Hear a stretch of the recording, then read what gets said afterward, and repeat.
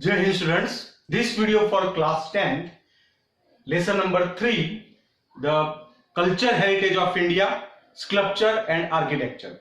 In previous video we have studied about the ancient Indian town planning, Mohenjo-daro and the Harappa civilization. In this video we will study about the Dholavira, Lothal and the Mauryan arts. So let's start from the Dholavira. Dholavira is situated in the Kutch district in the Bachau taluka. बचाव तालुका है Kutch district के अंदर बचाव तालुका। वहां से धौलावीरा गांव के 2 kilometre दूर एक साइट मिली गई और उस साइट को नाम दिया गया Dholavira. That is the site and it is the 140 kilometre away from the Bhuj. That is the headquarter of the Kutch district. Kutch district का जो मेन जो सिटी है, हेडक्वार्टर है, दैट इज द भुज। और भुज से 140 किलोमीटर दूर खादीर बेट के अंदर जो ये धौलावीरा जो बचाव तालुका के अंदर आया गया है, that is found the remnants of the Indus valley civilization, ancient Indian civilization and it is a very unique. ये 1990 में 1990 में एक्सकेवेशन वर्क के दौरान ये पाया गया। और Dholavira might be the also very the big city just like as a Mohenjodaro and Harappa की तरह धौलावीरा जो था वो भी उस जमाने का बहुत एक समृद्ध, डेवलप्ड and well cultured जो था वो सिटी था। that is the Dholavira. The speciality of the Dholavira is this fortified protected wall. The houses of the wall is the painted with the white color. Clay, stone and the bricks are also used for making of these types of the constructions. And in 1990 the excavation work started under the guidance of, remember this name, in 1990 in the Ravindra Singh Bisht, remember this name. तो कि मोहेंजोदड़ो और हड़प्पा के अंदर जो नाम थे वो different थे और इसके अंदर जो नाम था वो जो डिफरेंट है। रविंद्र सिंह जो बिष्ट है उनके गाइडेंस के अंदर और उनके निगरानी के अंदर ये एक्सकेवेशन वर्क हुआ and it is the unique the city and the features of the Dholavira. Dholavira के अंदर बहुत ही unique facility थी, that is the facilities for the potable water and water purification, and this kind of the facility we cannot imagine in this modern age also. आज भी ऐसा कहते हैं हमारे देश के 50% जो विलेजेस है या तो हमारे देश को 50% जो पीपल है वो साफ और प्यूरिफाइड वाटर वो नहीं पीते आज के जमाने में भी, इन द 21st सेंचुरी के अंदर भी। लेकिन हम बात कर रहे हैं आज से 5000 साल पहले के जमाने के। तो उस जमाने के लोग पानी जो थे वो प्योरिफिकेशन करके पीते थे। पीने का जो पानी था वो भी उनको बहुत ही अच्छे तरीके से घर में प्रोवाइड किया जाए ऐसा सिस्टम बनाया था और वो भी प्यूरिफाइड होने के बाद the purification of the water. So it is a very big things and it is very unique features of our civilization. The next is the Lothal. Lothal is also situated in Gujarat. Dholavira, Lothal, both are situated in the Gujarat. जो लोथल है, लोथल तो Ahmedabad district में ही है। Ahmedabad district में Ahmedabad city से 80 kilometre दूर लोथल आया हुआ है। Dholka taluka, the Lothal place in the Ahmedabad district.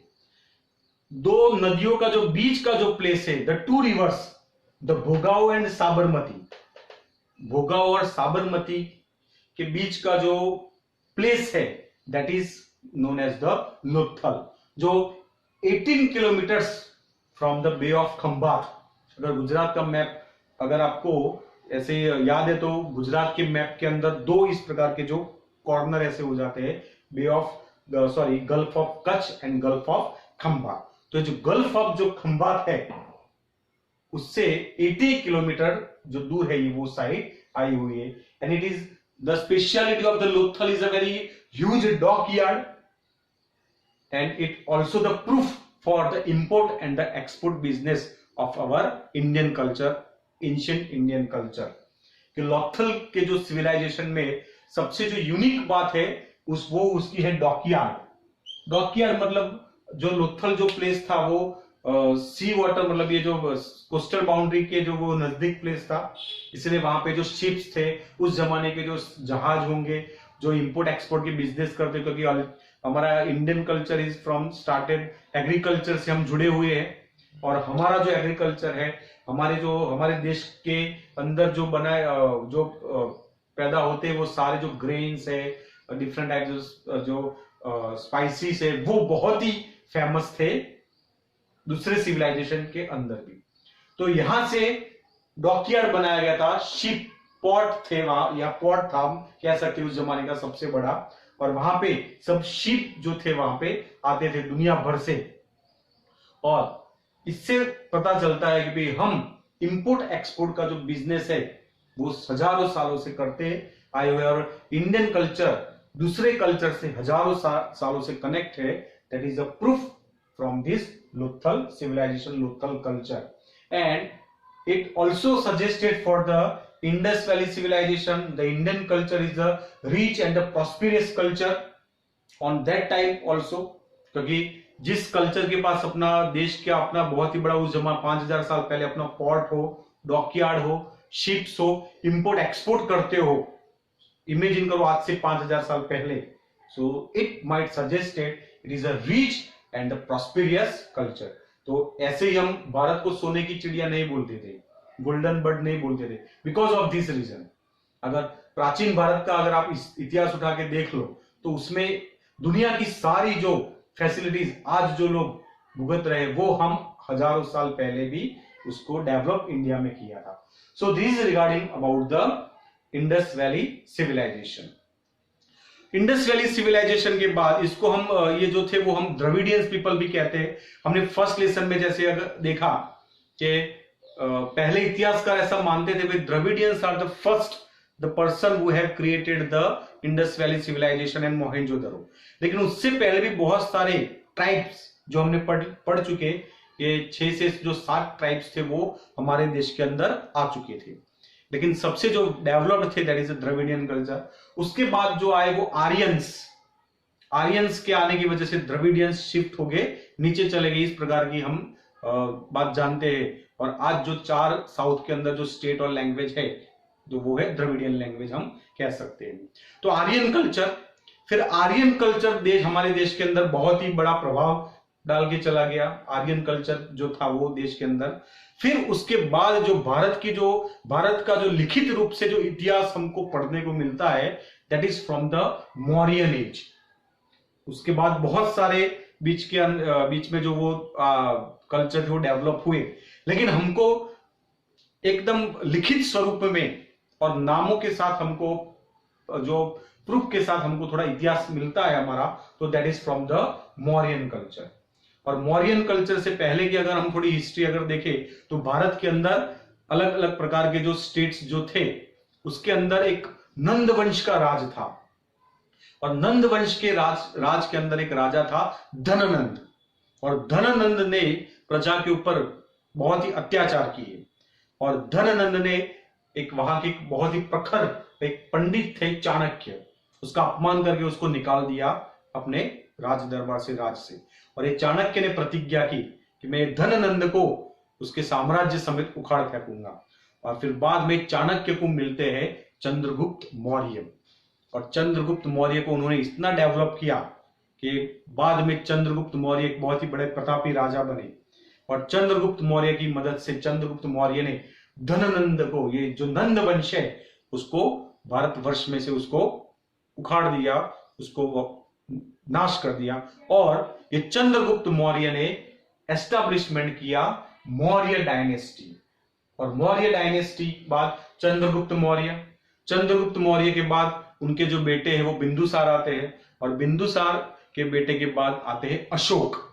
और अशोक भी अपना जो साम्राज्य स्थापित करने के लिए बहुत सारी लड़ाइयां लड़ते हैं पूरे भारतवर्ष, और आज के जो भारतवर्ष है ऊपर अफगानिस्तान से लेकर नीचे श्रीलंका तक, और चारों ओर अपने राज्य को प्रस्थापित करते हैं।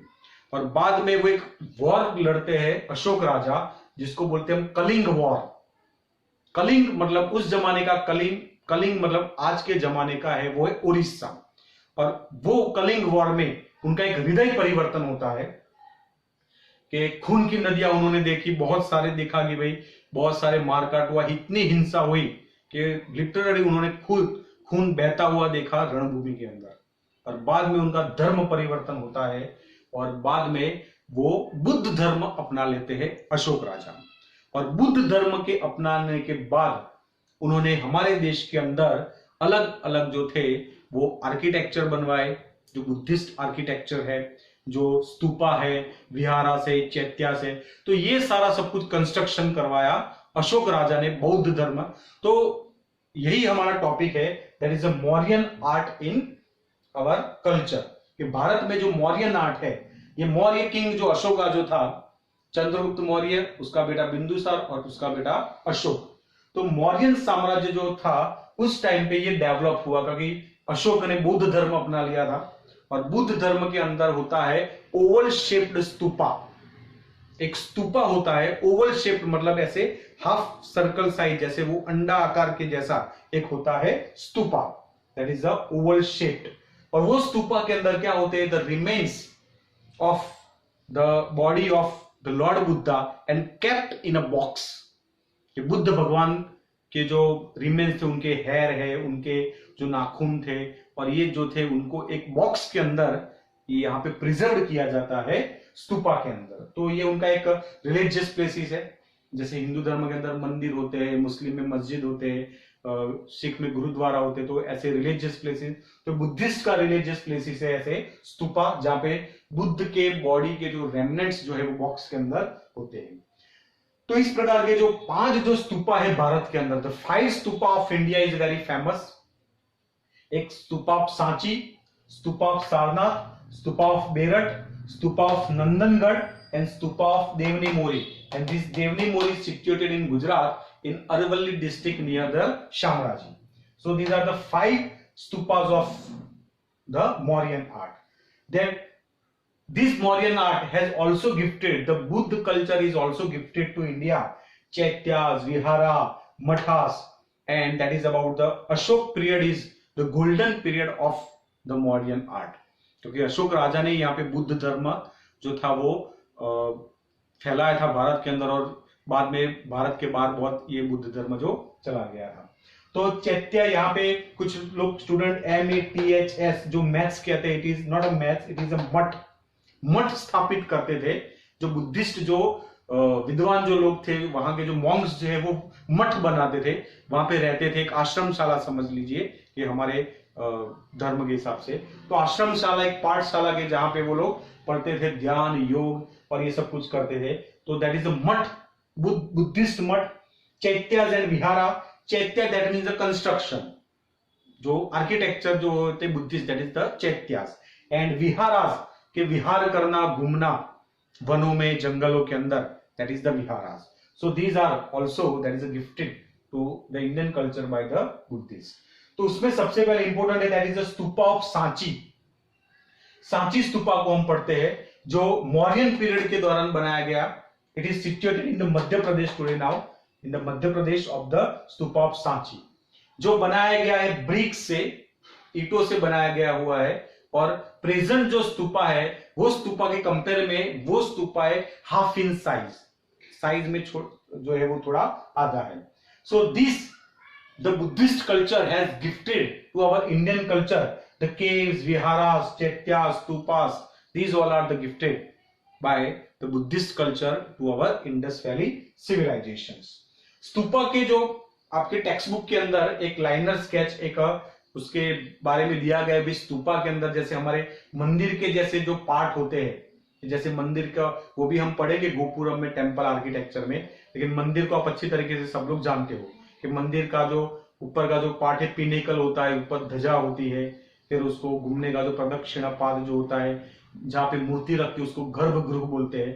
तो इस तरीके स्तूपा के भी अलग अलग जो है वो उसके अलग अलग पार्ट है कंस्ट्रक्शंस के ऊपर टेक्स्ट बुक के अंदर आपको एक पिक्चर दिया गया स्तूपा का, ओवल शेप में है स्तूपा, और ये ओवल शेप में ऊपर जो टॉप ऊपर जो रेलिंग होती है दैट इज कॉल्ड द हर्निका। मेडी या प्रदक्षिणापात, मेडी मतलब जो प्रदक्षिणापात, और प्रदक्षिणापात आप समझते हो कि जैसे हम कोई मंदिर में जाते हैं और मंदिर में जाने के बाद भगवान की दर्शन करके हम उसका क्या करते हैं, प्रदक्षिणा करते हैं। और कैसे करते हैं कि आइडल जो है, मूर्ति है, वो हमारे राइट साइड में रहे, और हम प्रदक्षिणा करते हैं लेफ्ट साइड से, जिसकी वजह से जो मूर्ति है वो हमारे कौन से साइड पे रहे, राइट साइड पे। तो इस प्रकार के टेम्पल के जो प्रदक्षिणा पाथ है, मेडी है, प्रदक्षिणा पाथ है, और मंदिर का जो एंट्रेंस है उसको बोलते तोरण, के एक स्टोन जो कंस्ट्रक्शन करके बनाया गया है torana. So these are the different parts of the stupa, harmika, medhi, pradakshina path and the torana. Next is about the pillar inscription. Pillar आप समझते हो कि जो that is from the single rock, एक ही पत्थर में से। पिलर्स मतलब ये जो पिलर जो थे वो पत्थर के होते, और उसके ऊपर, क्योंकि ये मौर्य राजा ने, ये मौर्य किंग जो अशोका था, उसने बुद्ध भगवान के जितने भी सारे जो संदेश थे, जितने भी सारे उनके जो विचार जो थे, उसने पत्थरों के ऊपर कार्विंग करवाया गया था। तो that is a pillar inscription. तो that is, it is the speciality of this pillar inscription. It is a carve from the single rock and it is the carved by the order of the religious king of Ashoka. Ashoka के order के हिसाब से ये जो थे वो पत्थर जो बनाए जाते थे, and it is the polished, और उसको इस तरीके से पॉलिश करते थे पत्थरों को कि एकदम शाइनिंग मारे, जैसे कोई मेटल हो, कोई जैसे कोई गोल्ड हो, या तो ऐसा कोई कॉपर, ऐसा इतना शाइन, इतना उसको पॉलिश करते थे कि engraving that is the this stone that is the polished, तो दूर से एकदम शाइनिंग मारे, इस प्रकार के वो पॉलिशिंग होती थी इस पत्थरों की। ऐसे पत्थर भारत के अंदर मिले गए from the Ambala, Meerut, Allahabad, Sarnath, Lauriya near Nandangarh, Sanchi, Kashi, Patna, Bodhi vriksha in Bodh Gaya in the Bihar, and these all pillar inscription written in the Brahmi script। ये सारे जो पत्थर, ये जो सारे जो पिलर के ऊपर जो भी संदेशा लिखा गया था, वो ब्राह्मी स्क्रिप्ट के अंदर, स्क्रिप्ट मतलब वो लिखने का जो पद्धति होती है उसको बोलते हैं हम स्क्रिप्ट। तो ब्राह्मी स्क्रिप्ट के अंदर ये सारे जो अशोक ने जो थे वो अपने मैसेजेस जो थे वो दुनिया की और देश के लोगों को दिए थे। So this regarding about the Mauryan art. In the next video we will study about the Sarnath pillar. Pillar का जो सारनाथ जो है वो हमारा, आप लोग जानते हो भाई, 4 kings, the 4 faces of the lions, वो है सारनाथ। फिर Dravidian school of art and the caves of Gujarat. These all information we will study in our next video. जय हिंद।